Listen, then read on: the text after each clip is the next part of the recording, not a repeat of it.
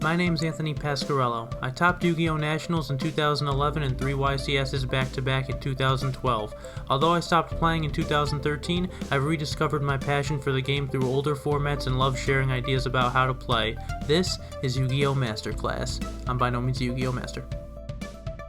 Guten Tag, duelists. Welcome to round 3 of the deck Devastators I can't talk like that the whole time. Just want to say thank you guys so much for all the support. I've been getting really nice comments and subs and people liking the video. Just a lot of love, and it means a lot to me because I love making these videos so much. I love Yu-Gi-Oh! So much and just sharing my experiences with everyone. So the fact that you guys are getting some good vibes from it and enjoying it and hopefully learning a little something from it as well means a whole lot to me. So thank you so much.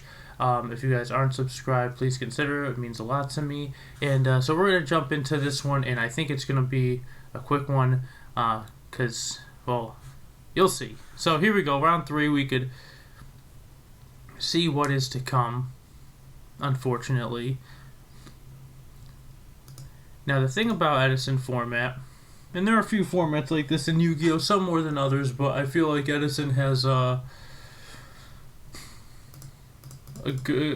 couple decks like this where you kind of feel like you're playing solitaire, and this is one of those games. So I don't think this is going to take super long, this video, because right off the rip, let's just run through. There's not a lot of commentary we could go through here. We see our opponent pitches the special summon Greffer. That means they still want a normal summon, so the fact that they could pitch a Norleras in there. If anyone doesn't know about this deck, it was pretty good early on when Edison started getting popular, and this really caught a lot of people by surprise what this deck was.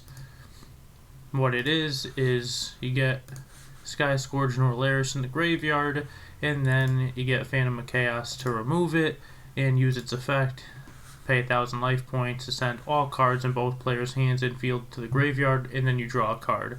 Your opponent doesn't draw a card, you draw a card. So you should be plus, but can't say it enough. Look what we got, the ultimate, right? So the ultimate +1 couldn't save us. Couldn't save us in this, unfortunately. So turn 1,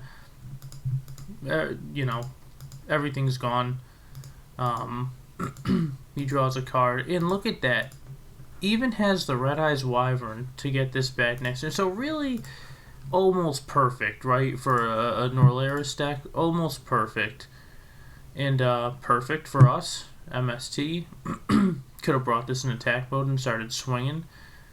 Now, this is one of those games where it felt like I was, playing a solitaire deck, and there's minimal interaction. There's really not much I could do.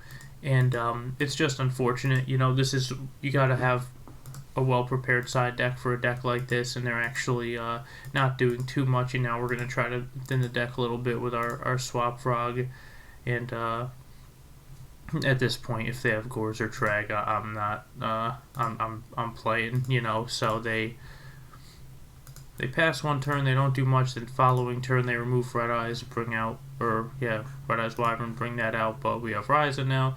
I have to get them to 0 as fast as possible. If they have Gores or Drag or anything, then I will take the L, because we're pretty much already taking the L, right?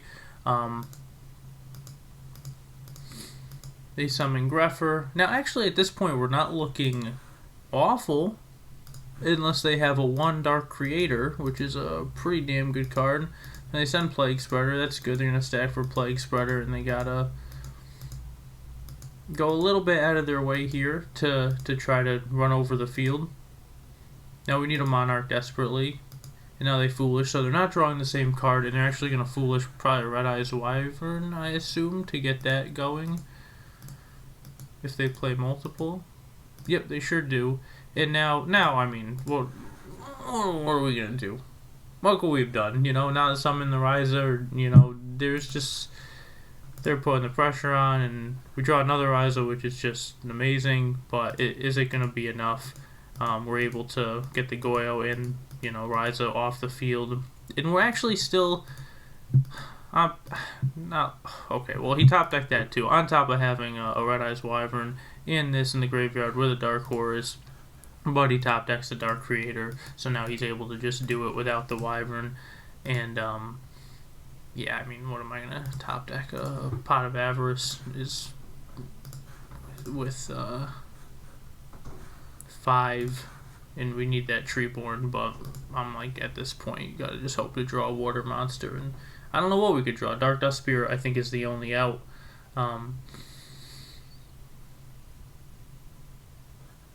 And a water monster to pitch, so yeah, not enough. This is all over, and he has this effect for, it doesn't even matter, I don't think. So we are going to go to game 2.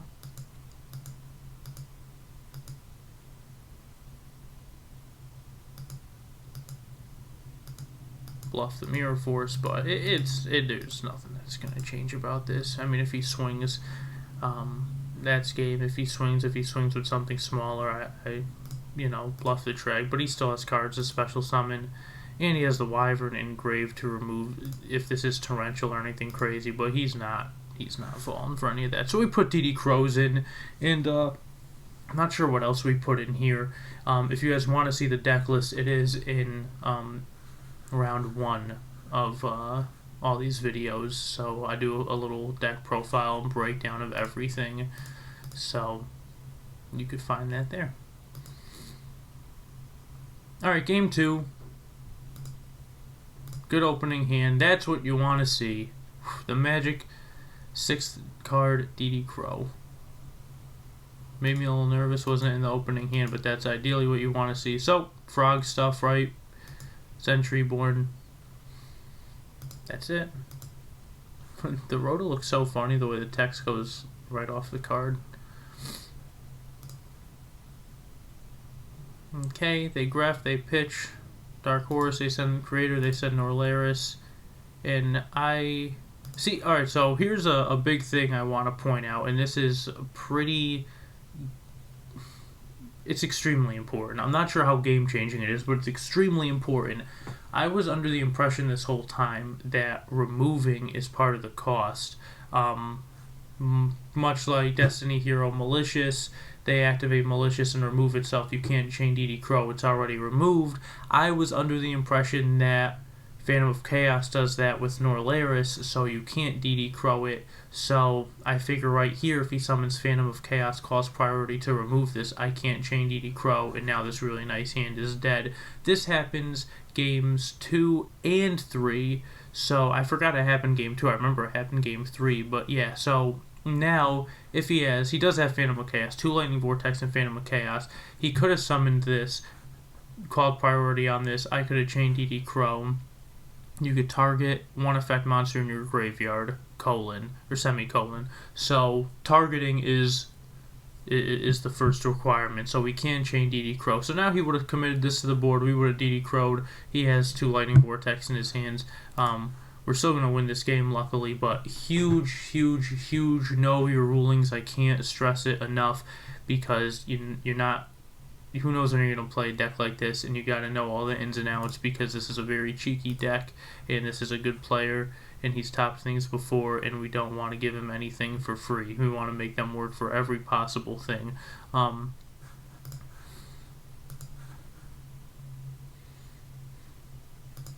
So thinking what to do here, a lot of options. We could rise of this back on top, give him another Greffer.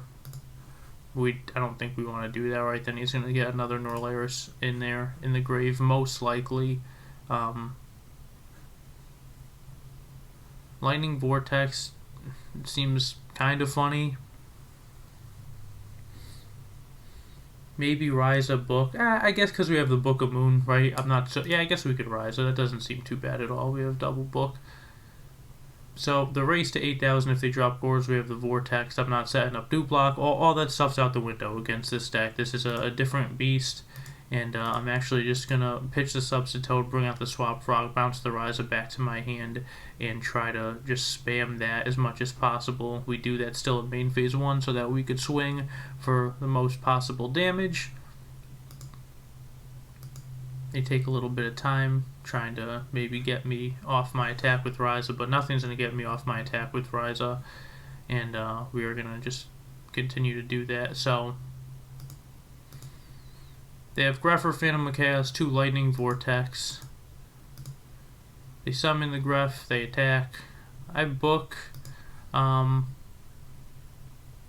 to keep Swap Frog alive so that next turn I could get back Treeborn, tribute it for Ryza, and then bounce it back to my hand, and hopefully that effectively just ends the game in 3 turns. So he Lightning Vortexes right here actually and pitches it that way. I can't do that, which is a really good play to buy him some time. But luckily for us, we draw another Ryza. So there's one. This puts him at 22. We set the book in case whatever. Now he summons this, and that's going to be it for this one. He would run over the Ryza, but we are good here to just throw that Ryza back on top, or throw that Phantom back on top. I don't know why I brought this out in attack mode. That's kind of silly, but I guess it doesn't really matter. Alright, so we're going to game 3. Luckily, it's scary against this deck. We drew pretty good. We drew the Crow. We mistimed it, and now I'm curious to see how this game goes because I do not remember if that scenario actually cost me the game or not, so now I'm going to find out. So, traded. I actually want to see my opponent's hand too. Is going to be important. They have Crow, Plague Spreader, Allure, Cold Wave, Gore's Dark Arm. Trade-in's nice. They're going to Allure into an Upstart and a Red Eye, so they don't have any part of the combo yet.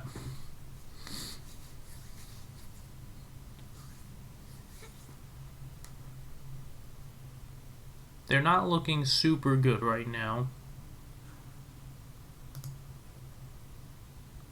Now, that's the saving card, right? They still need Phantom, but that's a saving card. So, that's one piece. Normal summon the Grepher, pitches that to pitch that, and I draw the Magic DD Crow again. Now I feel really good. I'm like, alright, now we're 2-0 in this tournament. We're playing against this deck that I don't really have a lot of play against, but they went first game 3. They did not get their combo off, and now we just drew a DD Crow, and we could play the game. We're actually in a position to play this game. Now I have 1-for-1. I could do some 1-for-1 stuff. I could drop the Kais. I could, is Dupe Block something you want to do against this deck? Once it gets its combo off, he draws a card, so we're not gonna resolve I'm pretty sure that misses timing. So it's just like we're not getting too far with any of this. Please correct me if I'm wrong, but Dupe Block or Dupe Frog misses timing on like everything. So I think that's why Soul Taker negates it, because it sends a card to the graveyard, then you gain 1,000. So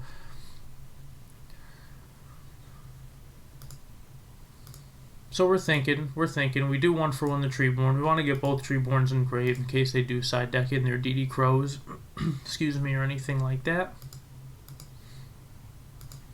And I'm also thinking here, do I want to just race to 8,000? And as a big advocate of not losing to Gores, this is, a pretty big play. I'm not sure if I attack here because I'm right to battle phase, right to 24, right into the Gore. So now Dupe Block is looking a little important. We set the book, and our opponent is going to draw card destruction.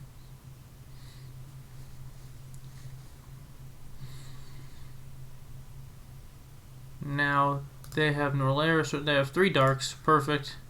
They're going to Cold Wave. And now this is where I'm also having that same lapse of not knowing that priority with this. So my main focus right now is that they're going to summon, call priority, remove this, and get rid of everything, which they don't even need to because they have such a good board as it is. And I'm not even thinking about Dark Arm, I don't think, at this point. So I chain Book and I chain Crow. It's kind of dumb. I think maybe chaining Books... chaining Book is not necessary at all. Chaining the Crow isn't awful because now I look like a stud because I'm reading the Dark Arm and also getting the Norleras out of there. I don't think I needed to chain this, but now I kind of bluff my own Gores, but losing a Book of Moon doesn't really seem super worth it. So now he has 2 darks in there. He could DD Crow something right now and just drop the Dark Arm, and I think that's exactly what he's going to do. And now we are looking really bad. We're taking 55 and 24 and 79 plus the Upstart. Yeah, so we should be at 100, but Upstart puts us at 11. And now we look at... That was the one card we needed. The one card. And that is just an insane card to draw. We can't do anything cheeky. We can't set it. We're going to lose to Dark Arm. It's just an unbelievable top deck. And I hate to say, unfortunately, it doesn't save us. But it is... I love this deck. And I feel like the Froggy deck loves me too. For giving me draws like this. The DD Crow a couple times this. And yeah, I caught him off a little bit with that, and now we're actually in the game, right? It looks like they have 4 in there, and they draw a Necro Gardener with card destruction. So now we're not looking bad by any means, but our opponent is going to card destruction and send the Necro and draw the Dark Creator. And at that point, when I saw the card destruction, and it kind of just like broke my heart a little bit, so much so that I forgot to draw a second card. I only drew one with Caius, and I do remember at some point to draw the next card, but at that point it didn't even matter. My opponent, I looked at my next card and it was nothing. Yeah, it was Ryza. So Dark Creator was their top deck off the card destruction. This could have been anything, but the fact that it was a dark monster to put their 5th dark in there, then they top deck that Dark Creator. Can we even be upset? I mean, they had Dark Arm Gore's token, and we ripped that Dark Dust Spirit like a son of a gun. So the fact that they drew the cards that they needed, that's what this deck does. Honestly, this Norleras deck, it is a sack war kind of deck, and I don't mind being in a sack war most of the time because we have Treeborn and a bunch of Monarchs, and it seems like it's pretty good. But in this specific scenario, you know, our DD Crow play wasn't even bad. They didn't even have Phantom of Chaos. They DD Crow'd to put Dad on the field. We ripped like an insane person, and then they just drew what they needed. And so yeah, that's an unfortunate loss. That one hurt a little bit. I'm not sure how much more prepared you could be for this. Maybe I shouldn't have attacked right with Caius. Then they still would have dropped Dark Arm. They still could have card destructioned, but it still probably would have went the same way, I think, and they would have had Dark Creator. But yeah, this one just played out a little rough for us. So maybe put a 3rd DD Crow in the side deck. That's the only thing I could think to change potentially, or maybe not attack. But aside from that, yeah, this was a tough loss where I'm like, all right, I don't feel like I did anything wrong. I don't feel like the deck did anything wrong, and now I know the ruling for next time. So if that was something I had done wrong, now I could prevent that for when I see the Phantom of Chaos hit the field. So yeah, this was kind of a short one, guys. The next one is probably going to be pretty long, I think, so be ready for that. Thank you so much for watching, and we will see you in the next one.